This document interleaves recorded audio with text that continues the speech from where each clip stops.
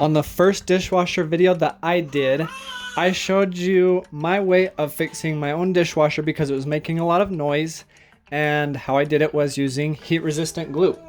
Unfortunately, the dishwasher broke about 3 months after I fixed it.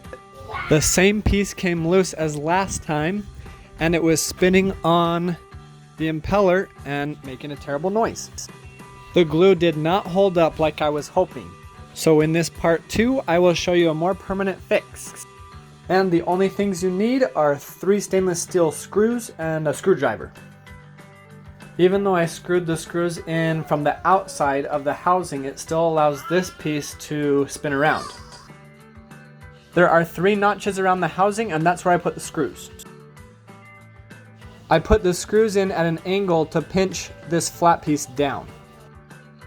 Then, since the tips of the screws were holding the flat piece down, I just put some glue there just for an extra strong hold. And as you can see, it spins freely without catching on the edges of the screws. So for a quick recap, do the same thing that I suggested in part 1 of the video, and then add the screws in the side to make sure everything is nice and tight and that flat piece won't fall out again. And like I said, I glued the tips of the screws to that flat piece, but the screws will probably hold it on its own. This way of fixing the dishwasher will seem crazy or weird or funny to some people, but I'm going to explain why I did it this way. First of all, I wanted to learn how to fix it on my own. Second of all, I wanted to see if I could fix it without having to buy a brand new part.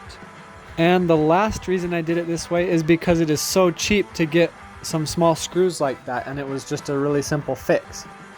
So if you follow the instructions in part 1 of the dishwasher fix and the glue didn't last and it broke, follow this video and I bet you won't be disappointed. I hope this helped. Good luck and thanks for watching.